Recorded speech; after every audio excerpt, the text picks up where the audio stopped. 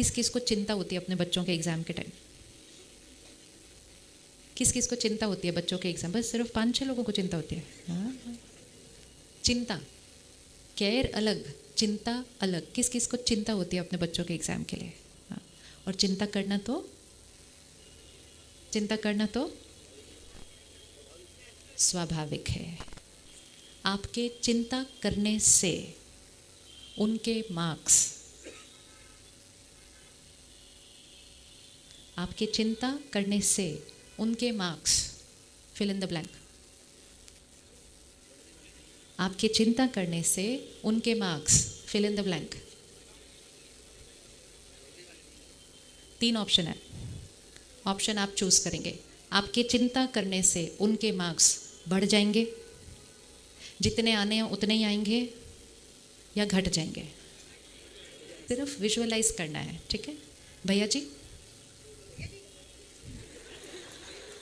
ये जीवन है, हाँ, चिंता मुक्त है। हमें सिर्फ क्या ध्यान रखना है कि दूसरों को अपने तरह से चलते हुए देखकर, हमें उनको देखकर हमें डिस्टर्ब नहीं होना है। विजुअलाइज करते हैं अभी और डिसाइड करते हैं आज, मैं स्टूडेंट हूँ, ये मेरी कुर्सी, ये मेरी टेबल, ये मेरी बुक्स, मैं पढ़ रही हूँ। पढ़ने के लिए मुझे मन की स्थिति कैसी चाहिए? एकाग्र।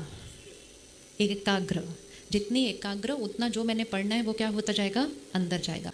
लेकिन मेरी फैमिली ने दूसरे रूम में बैठकर वाइब्रेशन पूरे घर की कैसे कर दी? लो, तो मेरी हाई हो जाएगी, तो मेरे नंबर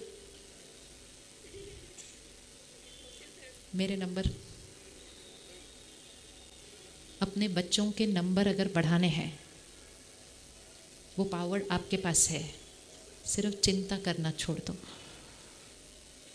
और निश्चिंत एकाग्र वाइब्रेशन घर में रेडिएट कर दो।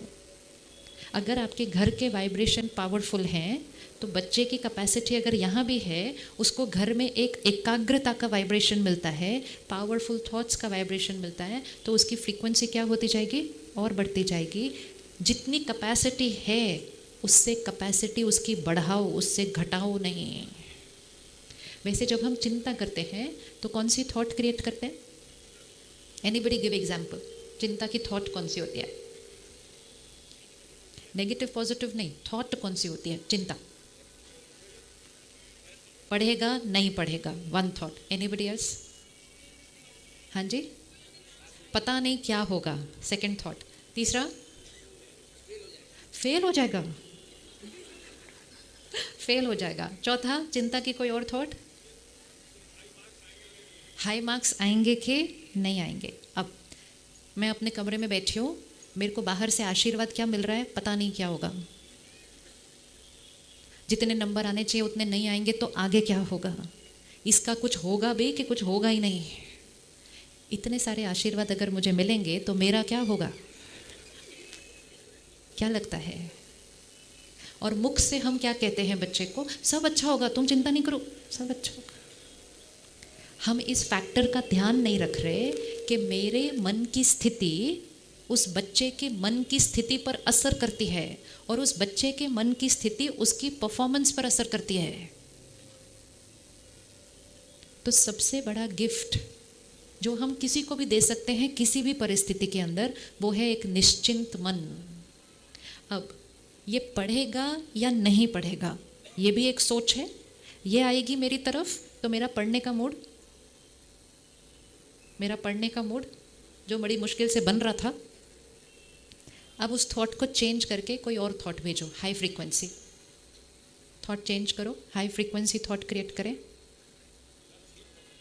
हाई फ्रीक्वेंसी थॉट क्रिएट करें। पढ़ेगा या नहीं पढ़ेगा, हाई फ्रीक्वेंसी थॉट क्रिएट करें। क्या कर सकते हैं? हाँ जी, अच्छा पढ़ेगा, और अच्छा सोच लें, बहुत अच्छा सोचेगा, बहुत अच्छा पढ़ेगा। लेकिन क्या हम ऐसा सोच सकते हैं कि वो बहुत अच्छा पढ़ रहा है और क्या उसका उसकी पढ़ाई पर असर पड़ेगा? कोई न पढ़ रहा हो ना, लेकिन आप उसको सिर्फ ये वाइब्रेशन देते जाओ, आप बहुत अच्छा पढ़ रहे हैं, आप बहुत अच्छा पढ़ रहे हैं, आप बहुत अच्छा पढ़ रहे हैं, आप बहुत अच्छा पढ़ रहे हैं, आप बहुत अच्छा पढ़ रहे हैं। कंटिन्यूअस उसको वो वाइब्रेशन जाए। जिसका पढ़ने का मूड नहीं होगा वो भी पढ़ना शुरू कर देगा, क्योंकि उसको थॉट्स कौन सी मिल रही है? आप बहुत अच्छा पढ़ रहे हैं। लेकिन जो पढ़ने की कोशिश कर रहा है उसको ये वाइब्रेशन मिले, पढ़ रहा है कि नहीं पढ़ रहा है, पढ़ रहा है कि नहीं पढ़ रहा है, पढ़ रहा है कि नहीं पढ़ रहा है, डाउन हो जाएगा। हमारी जिम्मेवारी है, ये हमारी रिस्पॉन्सिबिलिटी है कि हर परिस्थिति में हमारी सोच कौन सी होनी चाहिए, सिर्फ पॉजिटिव नहीं, हाईएस्ट फ्रीक्वेंसी। हमारी सोच किसकी चॉइस है? हमारी सोच किसकी चॉइस है? हमारी। पिछले साल नंबर कम आए थे, पास्ट एक्सपीरियंस, पिछले साल नंबर कम आए थे।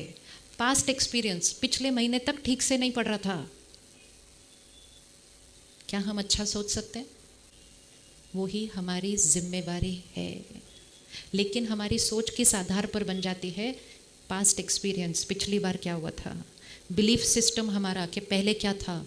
बहुत रिसेंटली हार्वर्ड यूनिवर्सिटी की एक स्टडी, बहुत सुंदर, उस स्टडी में उन्होंने 380 बच्चों पर स्टडी की, कॉलेज के बच्चों पर, और उन्होंने ये देखा कि पेरेंट्स की बच्चे के बारे में जो बिलीफ थी उसकी वजह से बच्चे की परफॉर्मेंस पर 0.27 मार्क्स का फ़र्क पड़ा। जो बच्चे फील करते, जो पेरेंट्स फील करते थे कि हमारा बच्चा बहुत अच्छा परफॉर्म करेगा, उसके नंबर वो 0.27 बढ़े। जो बिलीव करते थे नहीं, उसके 0.27 घटे। सिर्फ बिलीफ पेरेंट का बच्चे के बारे में क्या था, क्योंकि बच्चे पेरेंट्स की बिलीफ को क्या करते हैं, डायरेक्टली अब्जॉर्ब करते हैं। हमारा रोल क्या है? उनकी जो परफॉर्मेंस है उनको हम बढ़ा सकते हैं, सिर्फ किसको बढ़ाकर? अपनी सोच की फ्रीक्वेंसी को। लेकिन अपनी पावर को यूज़ करना है।